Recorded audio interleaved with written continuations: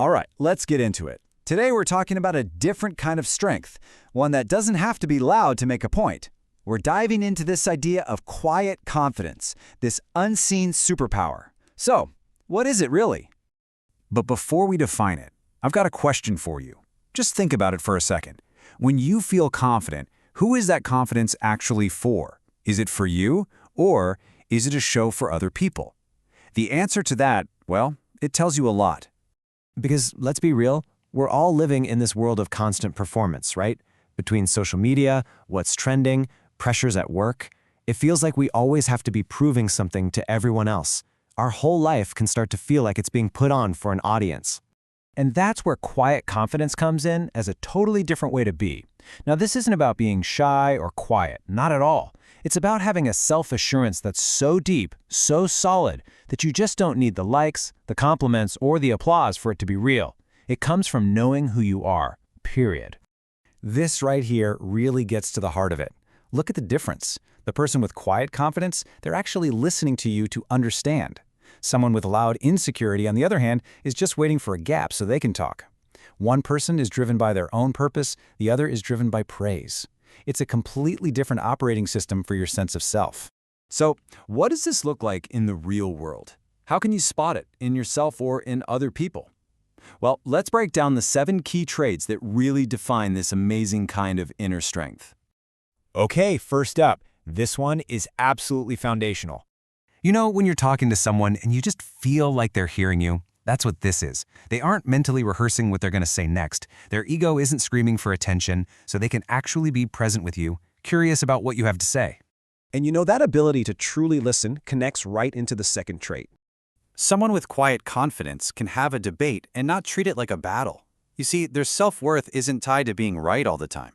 For them, a discussion is a chance to learn something new or see a different perspective, not a zero-sum game they have to win. Which, of course, brings us to number 3, and it really explains why they don't have that need to win. Their engine runs on fuel from the inside. They do things because they're passionate about them, because it aligns with their purpose, not because there's a gold star or a pat on the back waiting for them. The work itself is the reward, which is incredibly freeing. All right, number 4.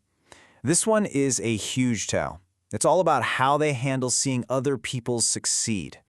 Quietly confident people aren't threatened when others do well. They genuinely celebrate it. They get that shining a spotlight on someone else doesn't make their own light any dimmer. Because their own foundation is so secure, they can lift others up without feeling like they're losing anything. And trait number 5. This is a quality that so many people mistake for a weakness.